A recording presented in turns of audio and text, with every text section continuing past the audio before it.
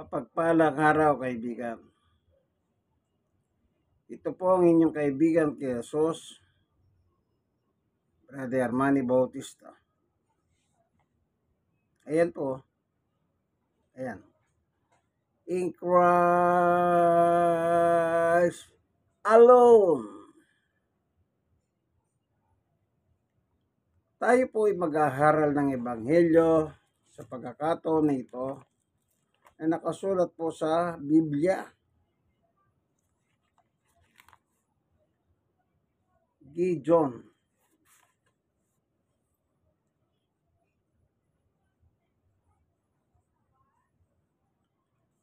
Pag nakita niyo po yan. Simbolo ng Gideon, yun namimigay ng mga Bible. Na yung mga samahan na ito, Gideon International, dito sa pabalat, meron po nakasulat to. Ang Gideon International, isang samahan ng mga Kristiyanong mga ngalakal at mga profesional buhat sa isang dahan at 72 bansa. Nagkaisa sila sa pagsama-sama at paglilingkod. Ang layunin ng samahan ay palaganapin ang Ebanghelyo ni Kristo sa lahat ng dako upang ang Panginoong Yesus ay makilala ng lahat bilang sariling tagapagligtas. Napakagandang layunin nitong grupong ito. Ang itinataas po nila ay si Jesus ang tagapagligtas. Sabi niyo, ang layunin, may layunin po sila ng samahan ay palaganapin ang Ebanghelyo ni Kristo sa lahat ng dako upang ang Panginoong Jesucristo ay makilala ng lahat bilang sariling tagapagligtas. May mga reliyon po, hindi sila naniniwalang si Jesus ay tagapagligtas, pero naniniwala sila kay Jesus. Malabo po ba yan? Hindi. Meron, kung ano man yung ginagamit nilang kasulatan, ano man ang tawag nila ron, Biblia man o Quran o kung ano man, nakasulat ang pangalan ni Jesus. Hindi mo maitatwa. At nakalagay pa na si Jesus anak ni Maria. Pero hindi sila naniniwala si Jesus ay tagapagligtas.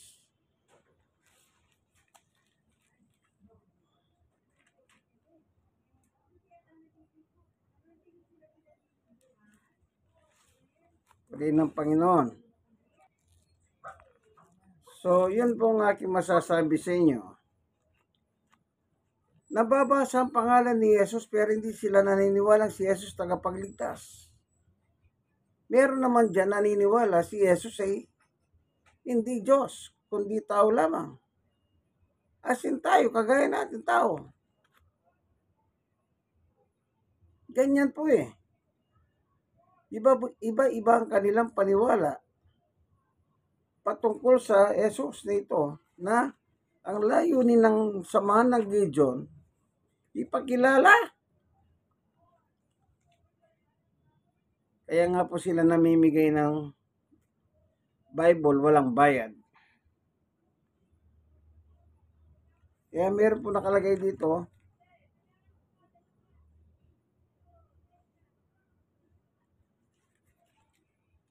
huwag ipagbili ang aklat na ito.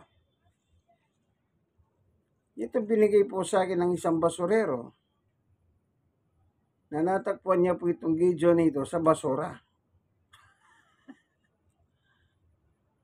Imbis na ipamigay ng tao,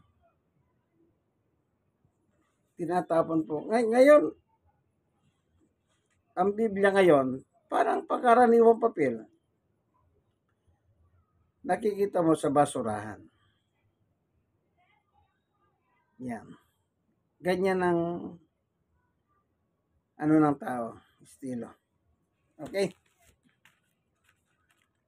Ang Biblia po ay nagtuturo na anuman ang gawin mo dito sa ibabaw ng mundo, masama man mabuti, ipagbibigay sulit po natin yan sa Panginoon. Okay? Pray muna tayo. Salamat po, Panginoon. Samahan mo kami sa pag-aaral ng Ebanghelyong ito. Buksan ang puso at damdamin ng bawat isa upang amin pong lubos na maunawa ng iyong mensahe. Salamat po sa ngalan ni Jesus. Amen. Dito po sa sulat ni Apostol Pablo,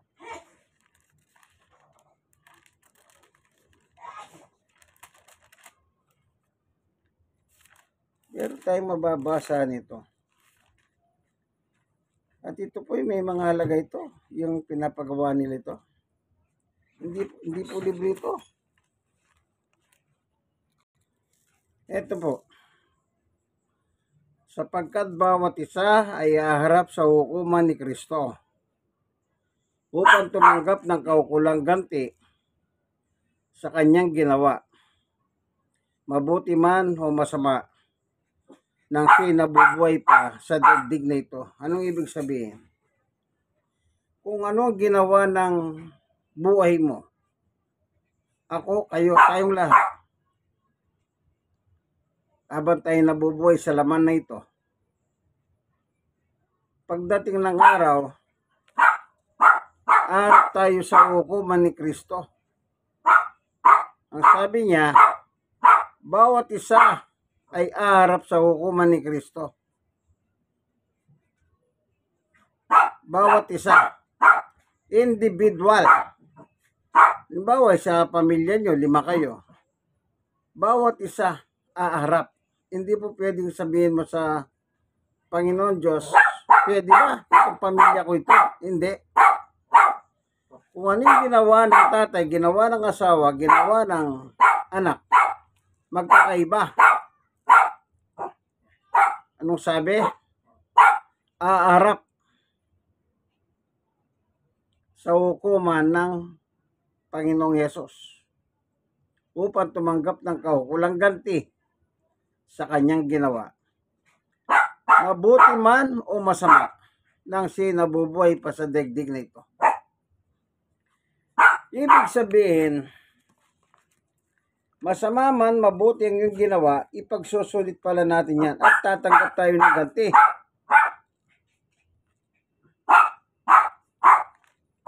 Dito sa Hebreo, tignan pa natin. Ang nakalagay, Hebreo 4:13, walang makakapagtago sa Diyos. Ang lahat ay ayag at lantad sa kanyang paningin, at sa kanya tayo magbibigay sulit. Kita niyo po? Anong sabi? Walang makapagtatago sa Diyos. Ibig sabihin, ano man ang gawin mo rito, araw man, gabi man, kita ng Diyos. Kita. Kaya yung mga ibang tao, sabi nila, walang testigos. Kaya na, sabi mo na walang testigos, perfect crime. Pero sa langit ay yung lang testigos. Ang Diyos, yung ginawa mo. Yung ginawa mo. Yung ginawa mo habang ikaw ay, siyempre pagpatay ka na, wala ka na pwedeng gawin, patay ka na eh. Sabi nga, 6 feet below. Ay magagawa ka pa ba? Kaya kahit buhay kayo, baho kanila ng 6 na 6 feet ng ilalim ng lupa, hindi ka na rin makakagawa. Kasi nandun ka eh. Mas lalo na kung patay ka na. Kaya yung ipagsusulit mo dito, yung ginawa ng iyong katawan dito sa ibabaw ng mundo. Gumawa ka man ng mabuti, gumawa ka naman ng masama. So, paano mo malalaman yung masama? Kasi mayroong mabuti. Paano mo malalaman yung mabuti? Kasi may masama. Kung may maputi, may maitim. Kung may Diyos, may Diablo. Oh. Kaya lahat ang pagsusulit natin. Ang akala ng tao, pagkamatay niya, tapos na. Sabi ng iba, mas mabuti pang mamatay na lang. Oo. Kasi pag namatay ka nga naman, hindi mo mararamdaman ang problema rito. Yan ang concept ng isip ng tao. Mapa-professional ka man o hindi, may pinag-aralan o wala, mayaman ka man at mahirap. Pag dumating ang problema na tila hindi mo na kayang lustasin, ang problema sa tao kasi pag may problema, gusto niya siya lulutas. Gusto niya mag-glorify ang kanya sarili. Hindi. Dapat sana pag may problema ka, mas lalo ka kumapit sa Diyos. Kaya umantong sa isang pagkakataon, sabi nila, mas mahinang pang mamatay. Pag nakapakamatay ka nga kasi, wala ka na mararamdaman. O siyempre, may lilibing ka na. Malilimot ka na. Ikaw mismo, wala ka ng buhay. Sabi nga ng kanta, babalik ka sa lupa. Sabi ng kumanta, si Rico J. Puno. Naalala niyo ba yung kanta niya? Na babalik sa lupa. Hindi ko lang masyadong maano yung title nun, ano. Si Rico Puno ay bumalik na rin sa lupa. Wala, patay na rin si Rico J. Yung kumanta ng babalik sa lupa. Okay. Ngayon, wala pala tayong may tatago. Anong nakalagay? Walang makapagtatago sa Diyos. O, kita nyo po. Kaya sabi nila, ay perfect crime. Kaya may mga kaso pong walang nakalutas. Pero sa Diyos, yari ka. Sabi nila, mas mainam pang mamatay. Hindi nila alam, mas maganda nga nabubuhay ka, makapagsisi ka eh. Kasi pag namatay ka na, hindi ka na makakapagsisi. O, anong gagawin mo? Di wala na. Meron pa nakasulat dito.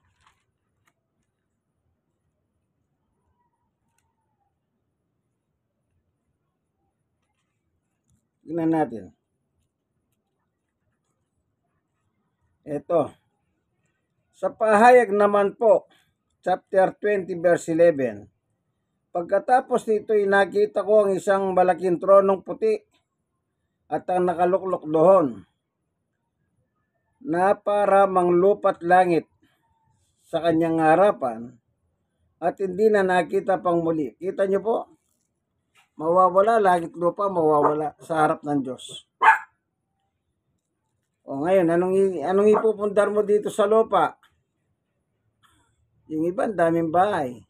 Wala naman nakatira. Caretaker.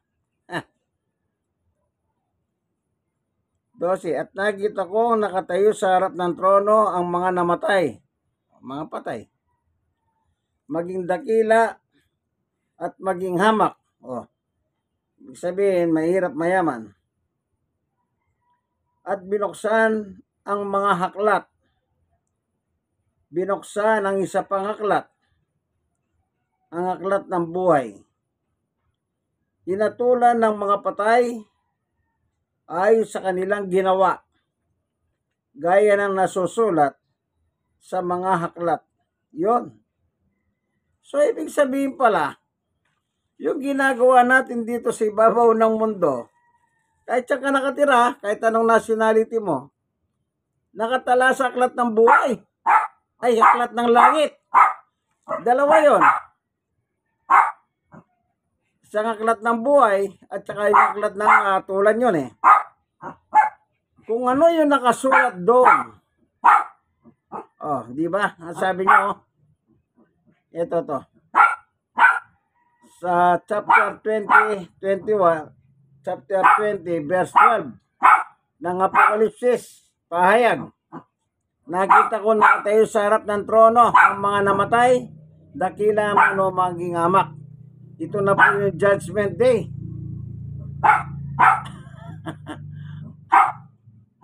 Anong sabi? Maging dakila o maging amak. At binuksan ng mga haklat. Marami yan. Binuksan ang isa pang aklat. O, kita nyo? Ang aklat ng buhay. So, yung nakalagay dito, ito at binuksan ang mga aklat. Maraming libro. Binuksan. Binuksan ang isa pang aklat. Yung unang binuksan, maraming aklat, sabi. Tapos yung isa, ang aklat, binuksan.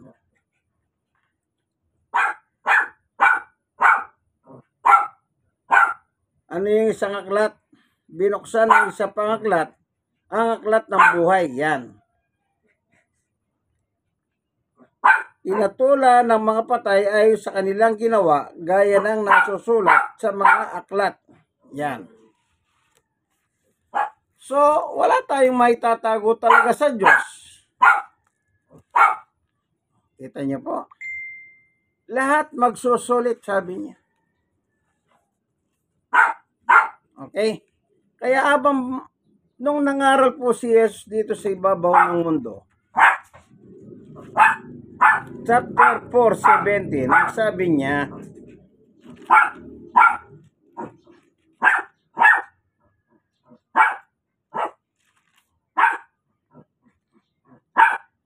magmula noon ay nangaral na si Jesus. Ang sabi niya, pagsisihan ninyo taligdan ang inyong mga kasalanan sapagkat malapit nang maghari ang Diyos. Ang turo ng Panginoong Yesus sa mga tao,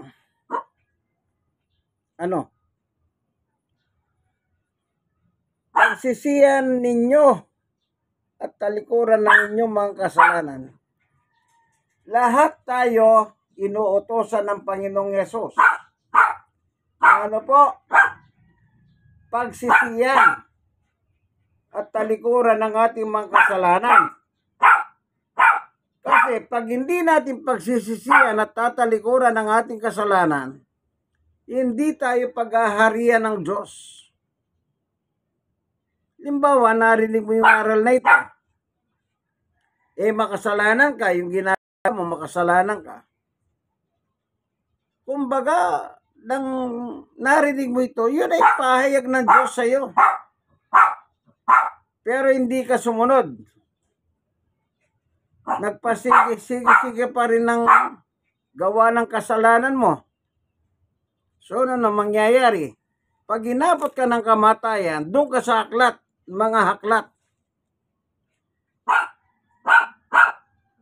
Then, tulak ka, ayon sa nakasulat sa aklat, kung ano yung ginawa mo sa mundo.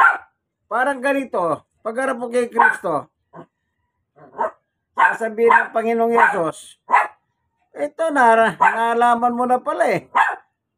Yung aking sinabi nung araw, na magsisit talikuran ng mga kasalanan, narinig mo na pero hindi mo naman ako pinasi, sabi ni Yesus. Kaya yung pangalan mo nakalagay dito ngayon sa mga aklat.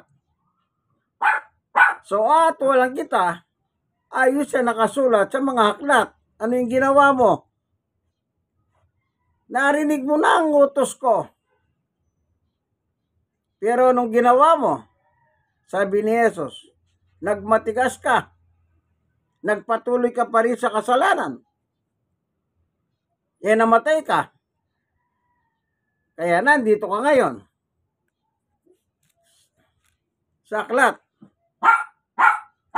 Ano sasabihin ni Jesus?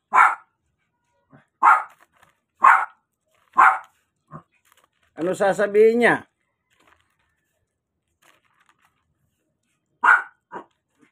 25 ng Mateo. 41. At sasabihin naman niya sa mga nasa kaliwa, lumayo kayo sa akin mga sinumpa, kay pasapoy na di namamatay, na inihanda para sa dyablo at sa kanyang mga kampon. Yun.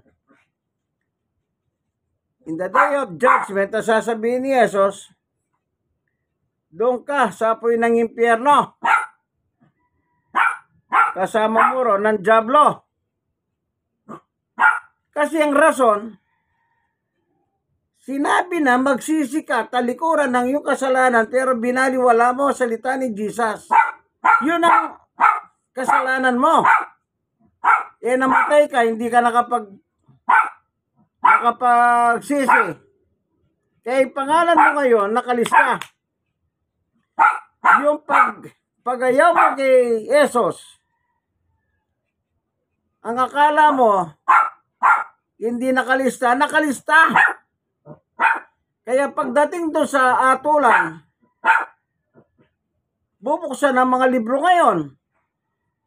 Yung libro ng pagdurusa, yung at saka yung aklat, isang aklat, aklat ng buhay.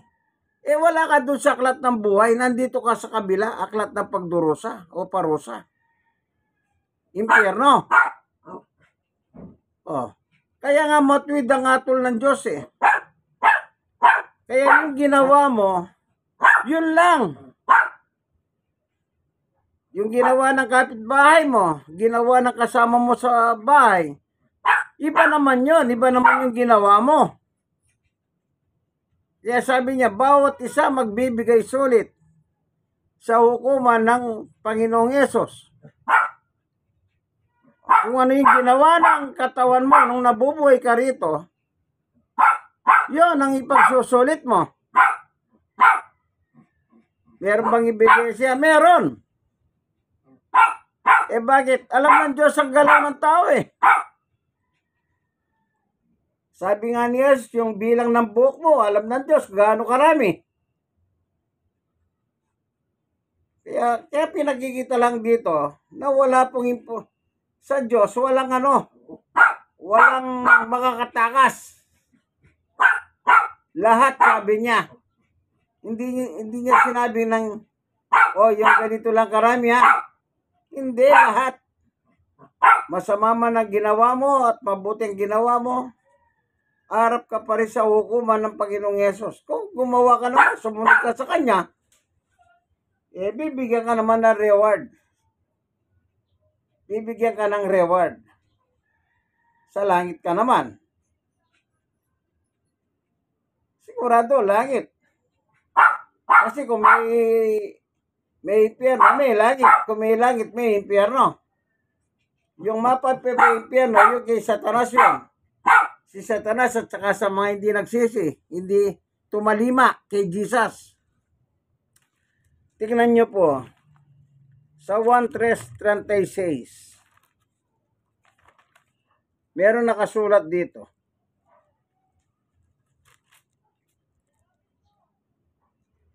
Kaya kung nakikinig ka dito, kaibigan, nanonood ka ng video ito, ako masasabi ko, ngayon pala mag-isip-isip ka na. 1:36, ang nananalig sa anak kay Jesus ay may buhay na walang hanggan. Ngunit, ang hindi tumatalima sa anak kay Jesus, hindi magkakaroon ng buhay. O kita nyo po, wala kang buhay na walang hanggan sa piling ng Diyos pag hindi ka sumunod kay Jesus.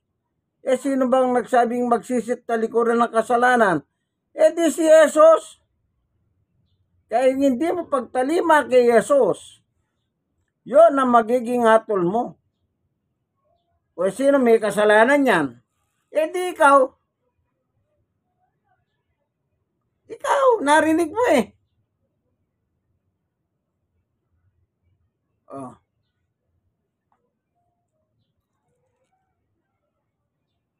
Mananatili sa kanya ang puhot ng Diyos. Galit pala ang Diyos sa iyo. Hanggat nabubuhay ka, galit ang Diyos sa iyo. Bakit? Hindi ka tumatalima kay Jesus eh.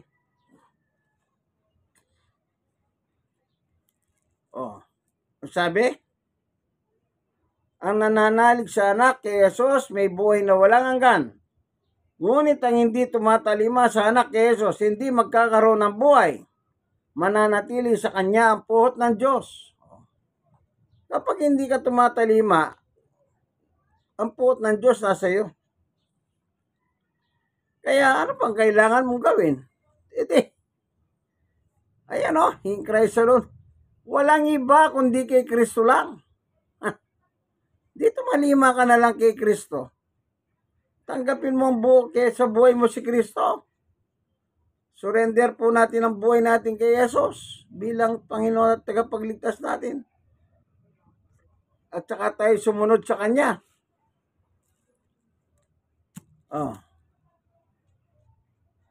Ngayon, may utos ba ang Diyos? Tingnan natin dito sa Mateo 17. Tingnan natin ang utos ng Diyos na Kanyang Ama. Sa chapter 17, verse 1. Pagkaraan ng 6 na araw, isinama ni Jesus si Pedro at ang magkapatid na Santiago at Juan. Sila umakyat sa isang mataas na bundok.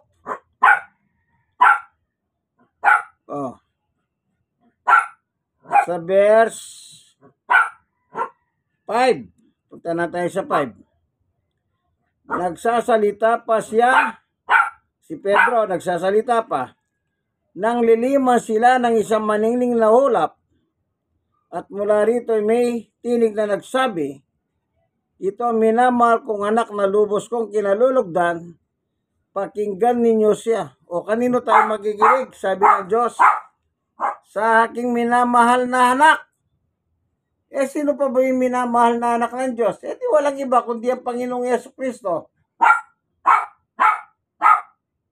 Sinabi ni Jesus, magsisi kayo, 4:17 ng Mateo, at talikuran ng inyong mga kasalanan. Narinig mo yun. Binaliwala mo. Kasi tingin mo sa sarili, di naman ako nagkasala. Wala akong kasalanan. Sino nagsabi sa'yo wala kang kasalanan? Sasabihin ba ng Panginoong Yesus, magsisi kayo, talikuran kasalanan nyo, kung wala kayong kasalanan? Lahat nagkasala, sabi ni Pablo. 3:23 ng Roma. Kaya nga sinabi ng Panginoong Yesus, magsisi kayo, kasi alam ng Panginoong Yesus, lahat ng tao makasalanan. Ngayon, hindi ka nakinig sa Kanya. Binaliwala mo salita ng Panginoong Yesus, yun ang yung kasalanan, yung pagbaliwala mo, kaibigan. Kaya, ingat kayo. Baka akala nyo, hindi marunong mamarusa ang Diyos. Sapagkat lahat ay nagkasala at walang sino man karapat-dapat sa paningin ng Diyos. So, kita mo, walang karapat-dapat. Kasi nga po, lahat nagkasala. Lahat nagkasala.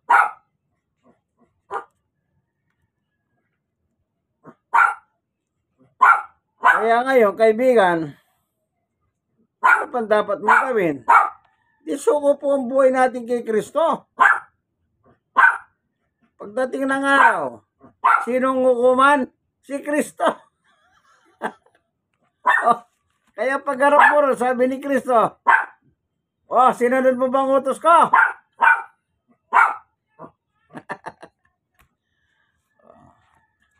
Diyan mo makikita ang katotohanan na hindi tayo makapagtatago talaga sa Panginoon. Ano po? Tandaan nyo po yan.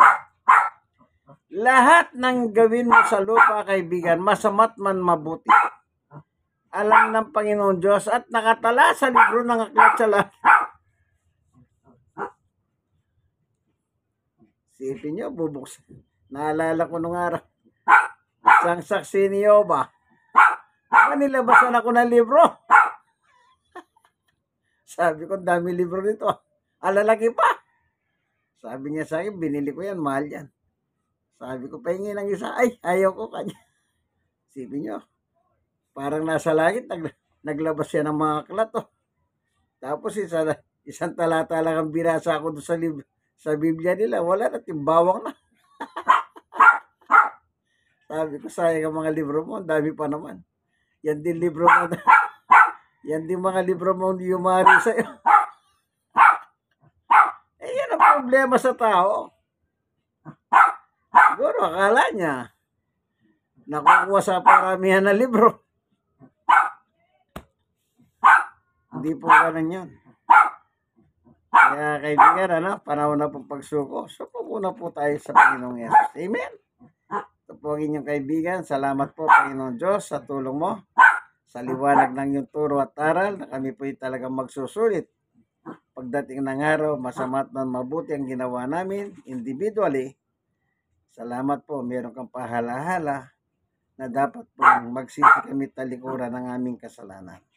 Salamat po sa ngalan ni Jesus. Amen. Sige kaibigan, dito na lamang po. No? Like. Share na share. Kayong mga na-sharean, i-share nyo po sa iba. Malay niyo. Pag napanood din ng iba, marami silang matututunan. Gaya ninyo, kaya ko. No? Ito po, inyong kaibigan kay Jesus. Huwag niyo po kalimutan na mag-subscribe. Be subscriber. Ano po? God bless us all. Nawadat na kayo ng Diyos. Dat na kayo ng Panginoon nang nasa maayos na kalagayan pag natanggap ang mensaheng ito. Salamat po sa ngalan ni Jesus. Amen. In Christ alone.